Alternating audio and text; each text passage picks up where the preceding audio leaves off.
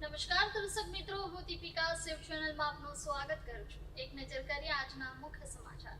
નવસારી જિલ્લાના ચીખલીમાં માનવતાને શરમાવે તેવી એક ઘટના પ્રકાશમાં આવી છે। લિવ ઇન રિલેશનમાં રહેતા એક શખ્સે તેની સાથે રહેતી મહિલાની બે સગીર દીકરીઓ પર ગુજારેલા દુષ્કર્મનો મામલો સામે આવ્યો છે। પોલીસે આ નરાધમની ધરપકડ કરી કાયદેસરની કાર્યવાહી હાથ ધરી છે। સંબંધોને લજવતી આ ઘટના ચીખલી તાલુકા વિસ્તારની છે। અહીં એક શખ્સ એક મહિલા સાથે છેલ્લા 6 વર્ષથી લિવ ઇન રિલેશનશિપમાં રહેતો હતો। આ મહિલાને તેના અગાઉના લગ્નથી 4 સંતાનો હતા, જેમાંથી 2 સગીર વયની દીકરીઓ પણ આ પરિવાર સાથે રહેતી હતી। આરોપી આ બંને સગીર બાળાઓ પર અનેકવાર દુષ્કર્મ ગુજાર્યું હોવાની વિગતો સામે આવી છે।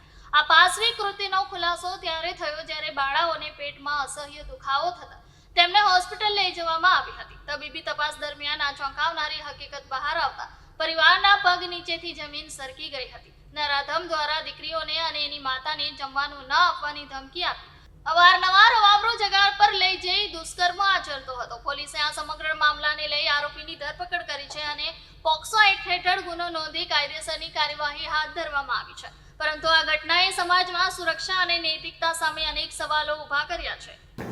ચીખલી પોલીસ સ્ટેશનમાં એક દુષ્કર્મનો કેસ આવેલો, જેની વિગત એવી છે કે આ કામના આરોપી અનિલ અમૃતભાઈ રાઠોડ, કે જે ચીખલી તાલુકા વિસ્તારમાં રહે છે, તે એક મહિલા સાથે છેલ્લા 6 વર્ષથી લિવ ઇન રિલેશનમાં રહેતા હતા। આ મહિલાને તેના આગલા પતિથી 4 સંતાનો હતા, જેમાં તેની 2 સગીર વયની બાળાઓ પણ તેમાં સામેલ હતી।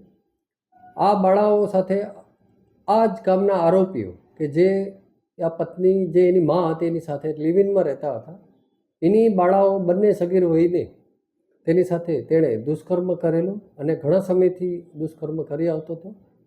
છેલ્લે એને પેટમાં દુખાવો થતાં હોસ્પિટલાઇઝ ગયા અને ત્યાં આ વસ્તુની જાહેર થઈ અને હાલ આની ગુનાની તપાસ પોલીસ ઇન્સ્પેક્ટર કરી રહ્યા છે।